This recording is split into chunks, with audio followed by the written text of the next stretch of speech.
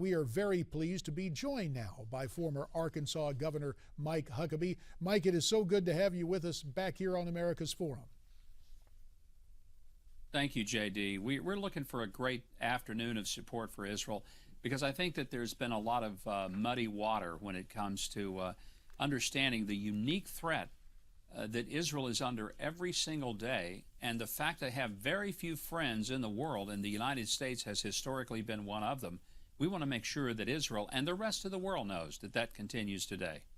Well, obviously you are there in support of Israel, but as we know, current policy is always, I guess the foundation would be politics. And of course, we take our cue from different polls. Pew Research has conducted a new survey in which respondents were asked what role religion should play in politics. The findings were interesting. The poll said that 72% believe religion should have more influence in politics. 49% want churches and houses of worship to express views on political issues. That's up from 43% in 2010. And 41% say political leaders demonstrate too little expression of religious faith and prayer. That's up from 37% in the last midterm elections. 32% say clergy should indeed endorse candidates from the pulpit. That's a 24% increase since 2010. So, Governor, since you answered the call and spent some time in the pulpit before turning to political office, do any of these findings from Pew Research surprise you? A little bit, but they also give me a great sense of comfort that America is coming to understand that it cannot explain its history apart from an understanding of the providence of God. And I think more and more Americans are understanding that liberty can only exist where there is a people who are willing to self-govern and self-govern according to an objective standard of decent behavior. And in fact, if we want to lose liberty, the quickest way to do it is for us to all just do everything we wish to do, abandon our sense of right and wrong. And so, frankly, these are good findings. And I know this from being a governor 10 and a half years, JD.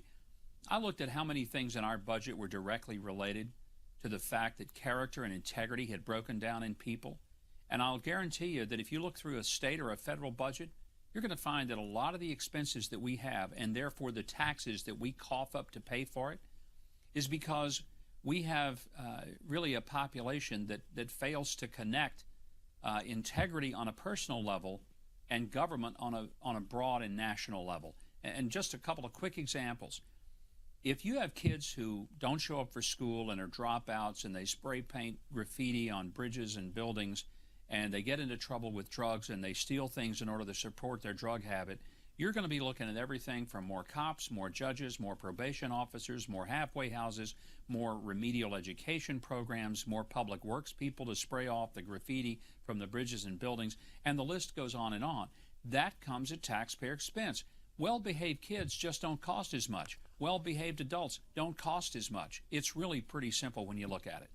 Well, we see the findings in this new poll, but yet we also see the rise of a more libertarian philosophy, certainly in the Republican Party. We have seen the junior senator from Kentucky, Dr. Rand Paul, out perhaps following the path blazed by his father, my former colleague in the House, Ron Paul, which seems to back away from a lot of value-oriented material, or does it? Your take on the rise of the libertarian strain of republicanism we're seeing? I respect the libertarian view. I don't always agree with some of the more, what I would call, extreme versions of it, because I think it's unrealistic. And it has this assumption that everybody is going to just do the right thing all the time. But true, pure libertarianism is little more than economic Darwinism, where it's dog eat dog and the big dog wins and the little dog dies, and too bad for the little dog. I don't think that's the Republican view. Frankly, I don't think that's the American view. I think we have a sense of which we want everybody to do better. We want government to get out of the way to accommodate people's successes in living the American dream, but we don't have an attitude that's cavalier toward people who are hurting and failing. I don't think we need big government to make that happen. I think we need big hearts in our personal lives. And I don't want the government doing things that, frankly, ought to be done by individuals and churches. But I'm a little concerned about the libertarian movement when it gets to the place they say, we don't want to hear about these moral issues. All we want to do is focus on tax cuts and, curtailing the role of government. Great. But the quickest way to cut taxes and to curtail government is have a self-governing people that don't need so much government hanging over their heads. Governor, in what now? Less than 6 weeks, midterm elections on the way. I would imagine you're staying fairly busy. You have your weekly program there on the Fox News channel, the eponymously named Huckabee. But what does Governor Huckabee's itinerary look like over the next few weeks? Well, I think I'm going to be home all of about 4 nights in October. The rest of the time I'm on the road, and it's going to be a very intense schedule. I'm campaigning for people pretty much all over the country. I've been already to places as far west as California and Arizona. I'll be to the east, to New Hampshire this weekend, to the Carolinas, to Delaware. You know, pretty much if you can name a state, I've either been there or I'm headed there somewhere between now and the election date in November. But, you know, here's the reason, JD. I think this is a seminal election, and I know we always say that, but here's why. In the run-up to 2016, which we need to wait until we get through this election, it is imperative that we move Harry Reid to the back of the room and get a Republican majority in the Senate. So I feel that one of the most urgent goals is to end his reign of error, which has been really creating what I call the Roach Motel of Washington. Legislation goes into his office, but it never, ever comes out. Last count, JD, there were 357 Republican-passed House bills that have been moved to the Senate, but they haven't moved off Harry Reid's desk. Well, I'm listening to this and I'm hearing a great red meat after dinner speech. No offense. I mean, just you're hitting the points. Sounds like you're getting in stride, because I heard on this itinerary New Hampshire, South Carolina, Arizona. They have been early primary states in the past.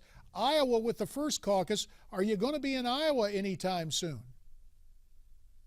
I will. I'll be campaigning with Joni Ernst, who is a terrific Senate candidate for us. We're all hoping that she replaces Tom Harkin.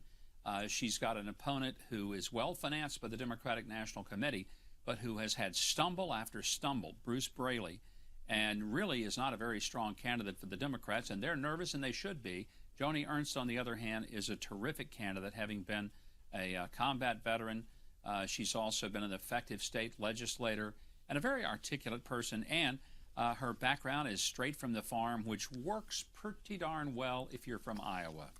Well, as you mentioned, Joni Ernst's candidacy for the U.S. Senate from Iowa, we would note the last time you ran for president, you did pretty well in that Iowa caucus. And so I'm going to ask you here, we have a couple of minutes remaining. Obviously, we have both held public office, and we're back before the cameras. Without any psychological overtones, self-analysis, Mike Huckabee, to this degree.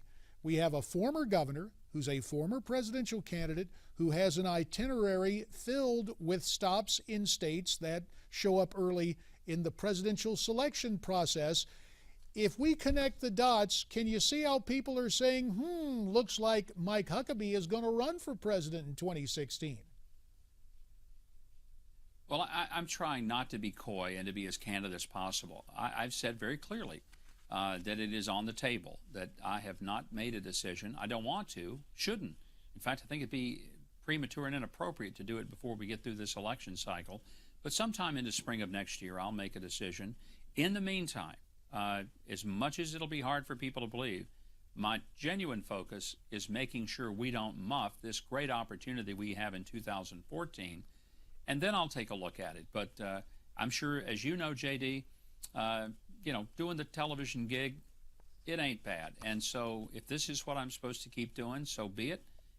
If another run is in the cards, I'm willing. But I also think the advantage, I know what I'd be getting into.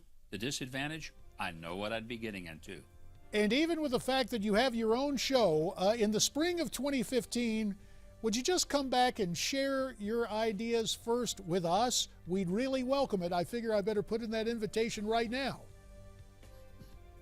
I would love to come back anytime, JD. I appreciate your friendship, and anytime I can visit with you, I'm delighted to do it.